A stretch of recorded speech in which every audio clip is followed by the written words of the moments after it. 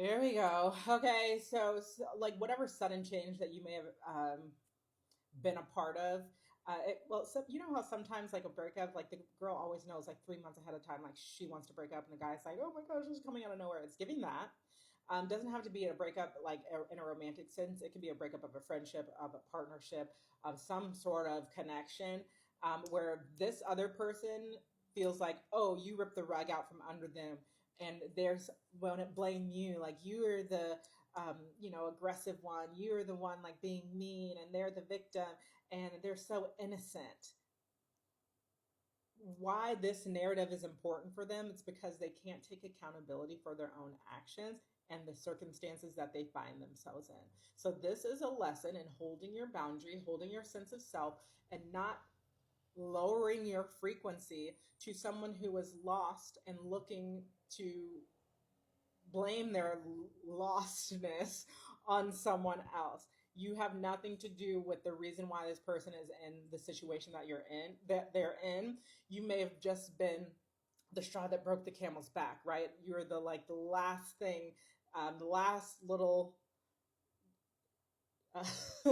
domino that flipped everything over, and now they're like, "Oh, my life is crumbling." It has nothing to do with you. You just happen to meet them at the end, at the last brick that's falling from their tower moment. Lots of conflict, internal conflict with this person. They already felt defeated and need someone to blame, and because you had this like tangible moment with them, they felt like they could blame you. By all this is a lesson for you. It's like almost like you can detach from it and watch the situation from the outside in and realize like how they're throwing a tantrum. It's like watching a child throw a tantrum, and you're like, you're gonna be fine. You're suffering from the consequences of your own actions. You're not taking this on, and if you are, let it go. Release, because it really has nothing to do with you. It's not up to you to solve other people's problems or to carry their burdens, especially when they won't aren't willing to take accountability for it. They would love for you to be like, "Oh, I feel so bad, like I did this. I can't believe like you're in this situation." Do you know how many years they worked to, or didn't work or whatever to get themselves in this position? Do you know the habits that they have to succumb to get themselves in this situation? Like, again, reiterating, you have nothing to do with it. You have nothing to do with the sudden change, the sudden desperation that this person's feeling. They're just trying to pin it on you. This is, kind of feels like it's like an active thing happening.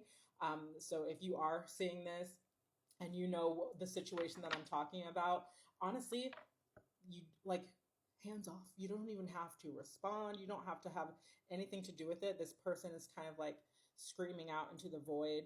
And if like whatever lands on you, they're like, "Oh, at least like it's not," they don't want to experience this desperation alone. They don't want to experience this failure alone. So they're trying to put it on anyone. This is a learning lesson. You might have been through things like this before. You may have lost it all and had to rebuild on your own.